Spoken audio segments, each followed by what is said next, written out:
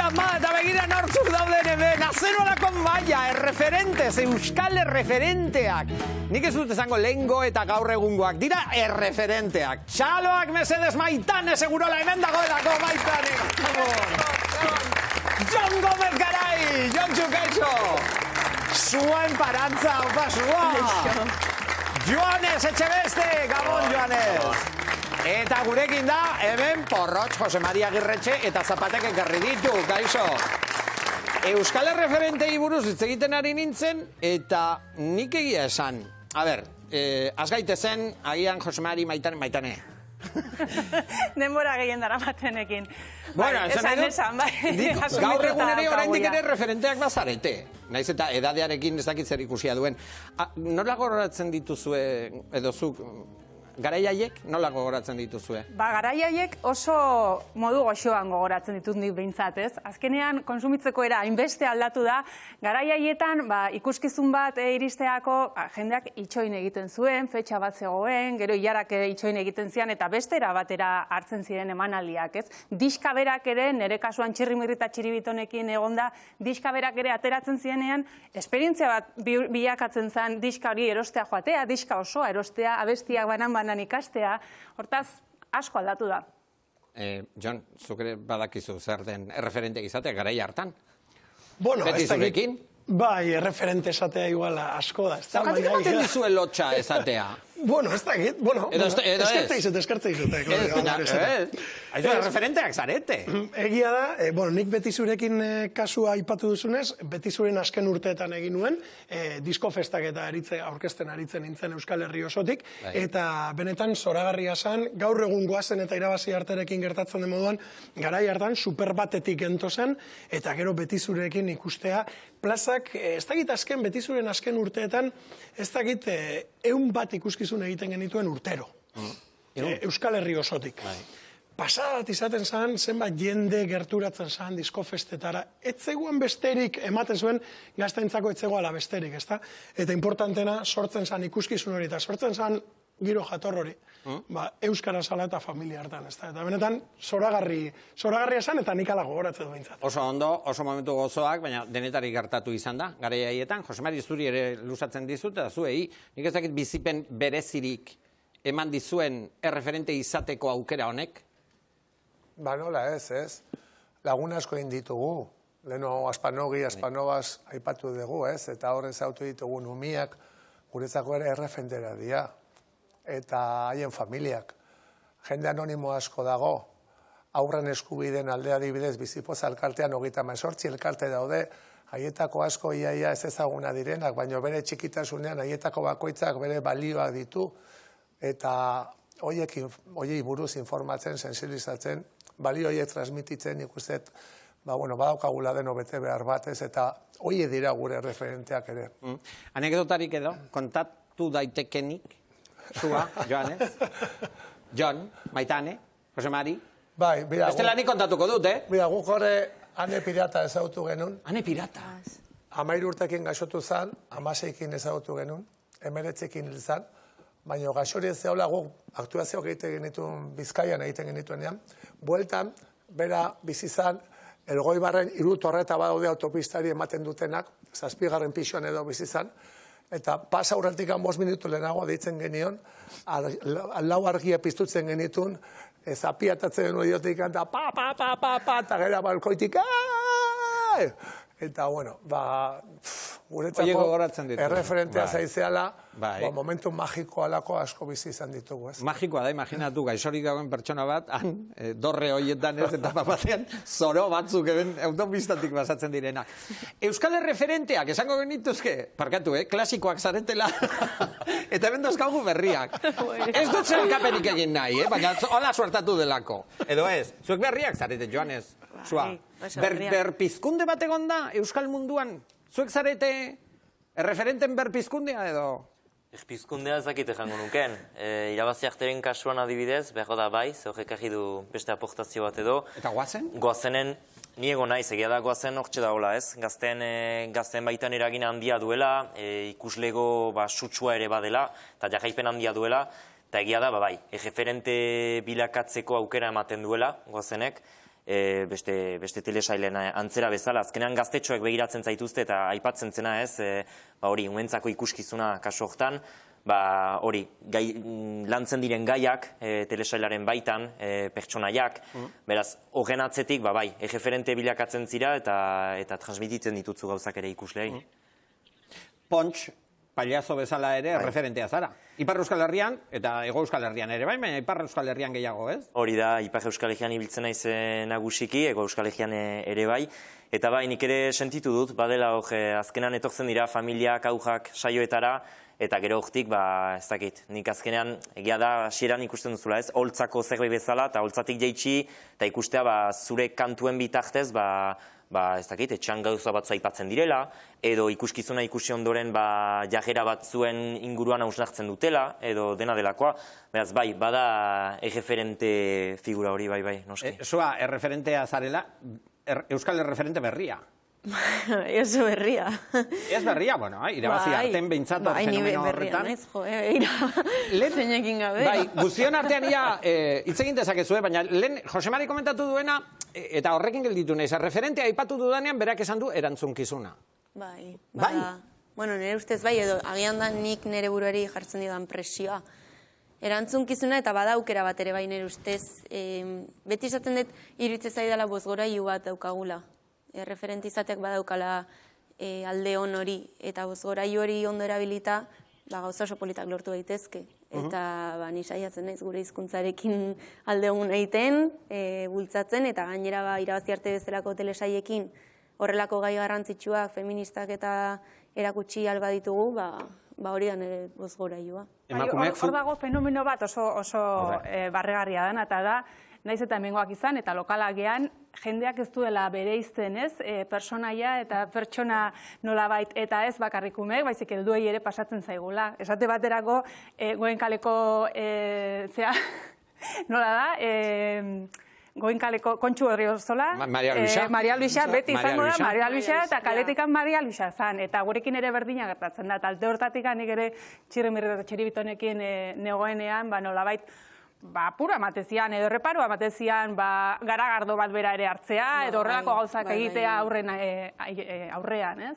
Horrek ere bali. Azkenan faiatu ingoitu zula bezala sentitzen duzu, ez? Nei batzutan pasetzait, beti da, arene, eta arene parrandan ikusten duzu, eta kontuz, orduan beti egia da nere burari jartzen den presioa, beste batzui, berdin zaie, baina nik bai eman edetela. Eredugarriak izan behar zaretelako? Bai, ez dakit, azkenan eragina badezu, galdetzera nindoan gainera. Osea, gaur egun erreferente zara guraso askorentzat ere, guraso gazte askorentzat ere, bere euren seme alaben txikien erreferente, eta agian askok ez dute ulertzen zu egon zaitezkela parrandatxo baten, tira, gaueko kontuak egiten, ez beste munduko ezer, baina gaueko kontuak egiten, eta hori ere badela zure eskubidea, ez da, zure izialdea. Horraldaketa bat bai eukietela gia esan, baina, bueno, denbora aldikadoa ez, telesaia emititzen nahi danean, gutxi ateratzen ez parrandan, eta ez nagolako ni, eros, ez daukat lasaitasun hori, goteko hor nahiten, observatuko sentituko nahiten.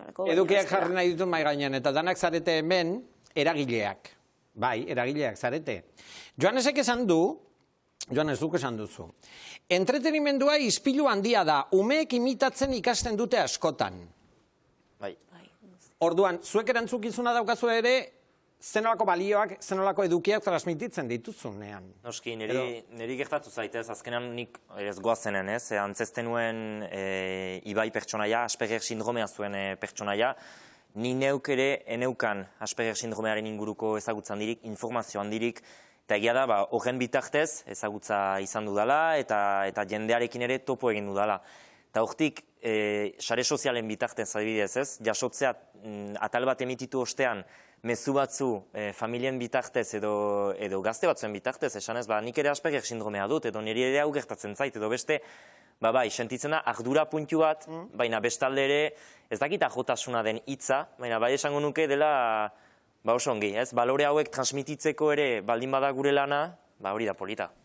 Nik ere, eta uste dut hain zuzen ere, Joanes orain esaten dabilen horrekin, edo zuak ere esan duenarekin, egia da faenatxo bat izan daitekela, edo ezain goxoa, ez da, momentu horretan erreferente den personarentzat, baina bai uste dut, Euskal jendartearentzat, edo edozein nazio, edozein herrialderentzat, importantea dela erreferenteak bertakoak izatea. Eta gure kasuan, eta niretzako euskaldunak eta euskaltzaleak bai, baina noski balioetan ezituta dauden erreferenteak izatea. Zergaitik? Ba, kaso, pasagabe, baina mesutxo bat ere bidali dakiokelako erreferente horri, kalean aurkituko duzulako, zure erreferenteak etxe honek EITBek berak sortuko baditu, Euskal Herriak eta Euskal Jendarteak errezago egingo diolako presio, EITBeri berari, eta ez kanpotik datorren ereduatik. Zer gertatzen da gaur egungo gurasoetan, ez da? Eta nien naiz guraso, baina zuetariko asko jakingo zu, ez da?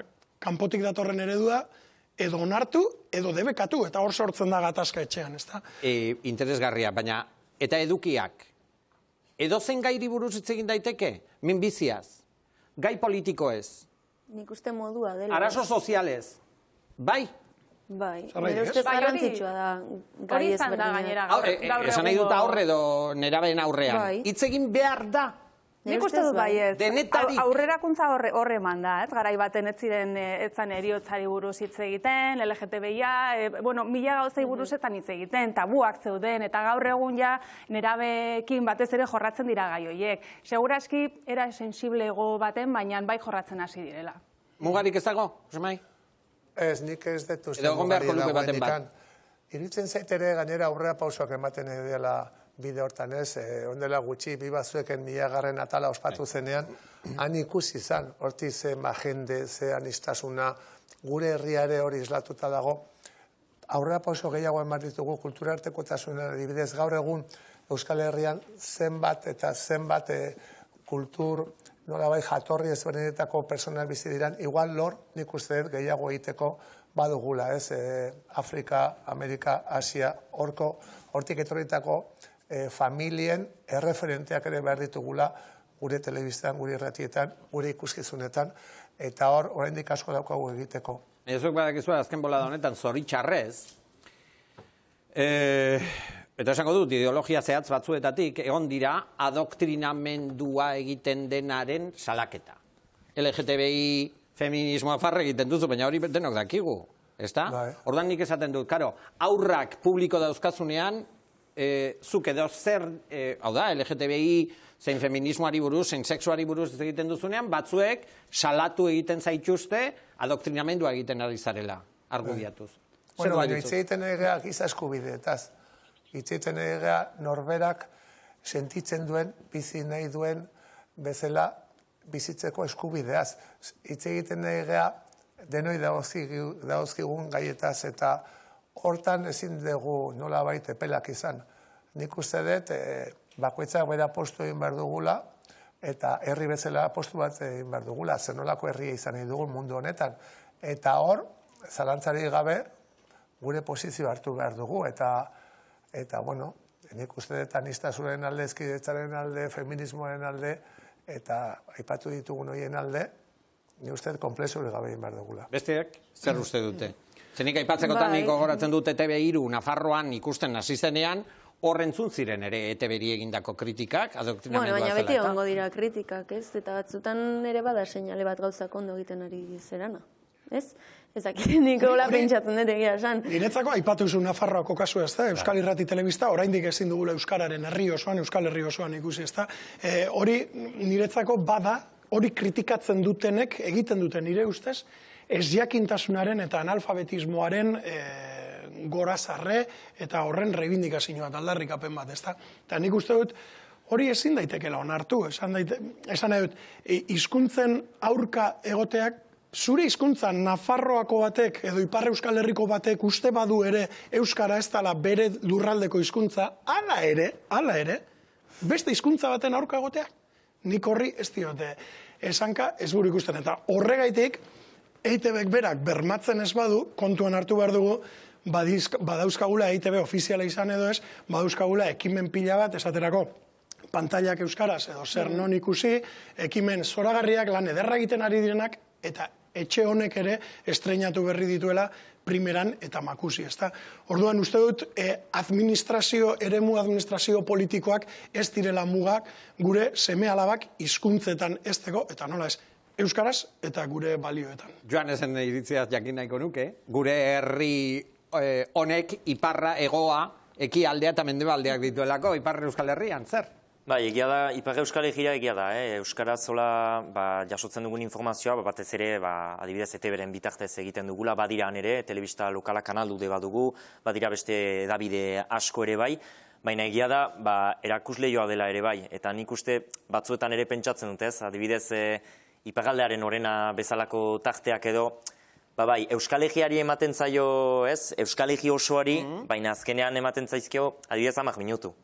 10 minutu, eta nik uste hor adibidez, badela beste lanketa bat egiteko, ez? Badira gauzak Iparraldean, bada kontatzeko, eta iduritzen zai beti dela, ez, pixkat, bazterrean utzia bezala, baina bestalde, Iparraldean, bai, ETB ikusten da, euskarazko produktuak eta kontsumitzen dira, noski, eta beharra bada, sortzeko beharra ere bada. Zuzara referente bat? Besteak beste, bai, agian, esan nahi, bai, eta jendeak ere eskatzen duelako, behar delako, ez? Euskaraz kontsumitzea, euskaraz ikustea, entzutea, hori ere behar-behezko delako. Jo, nik orain aipatu duenean kontsumitzearen alen, denborarik ez daukagu, zergatik ez dugu luzatzen, ez? Bai, ia labur baldin bada. Karo, zer egin, kontsumitzeko era eta plataforma berrien aurrean. Esan nahi dut, zergatik jotzen dute aur askok, youtuber, beste streamer, tiktokerrera, euskarazko referenteak baztertuz. Hori ere temazoa da, ez? Zer egin, edo zer? Nik uste baztertu baino, nik uste gu bitartekoak ere eskaini berdizkiogula. Gure hizkuntzari, gure kulturari, eta adibide bajarriko dut. Eskola kirola herri guztietan dago, baina eskola kultura nun dago. Eta kultura da transmisiorako bide eraginkorrenetako bat. Eta aldiz nik uste txikitatik ere gabezi hori badugula. Zergatik ez txikitatik aurrekin, dantza eta literatura eta kantua eta bestelako bitarteko horiek kirola eskaintzen dan bezala, eta naiz horren kontra hariko, eskaintzea ere, eta horrek eskatzen ditu bitartekoak inbertsio bat herri bezala gure kultura, gure nortasunen, gure balioetan. Eta askotan hor, desbentaia bat daukagu, gainontzeko, sare sozialetan dauden beste batzuekiko, beste telebista kanalekiko, beste bitartzeko batzu dauzkate, guk ere gurea jarri barko ditugu. Mitomanoa naizela esango duzu. Porrotz, baina ez dakiz nire zenbaki, ze zenbaki dute hauek? Ez esan jarriko duzune. Gantzeko duzu, Claudia? Jo, nire ez... Eba. Mesedez. Aizu. Aldot! Noski. Kabituko zi? Bai. Gauzatxo bat, momentu importantea da nire, porrotzen zapata jantziko dut. Gauzatxo bat, adi. Jarraien gazteen osasun mentala lantzen duen zurrunbilo saioaren beste atal batekin utziko zaituztegu. Primeran plataforman ere badaukazue. Oso garrantzitsua da, hemen aurrerapen gisa irudi hauek, oso telesail ona da, eta zer esan behar dizuet, berehala ikusiko duzuela. Nik bitartean gauza bat egingo dut, ointxe bertan, mesedez Jose Mari egin didazuna. Ikusten da! Katxiporreta! Ikusten da! Eskerrik asko! Aupa mutriku! Aupa zure!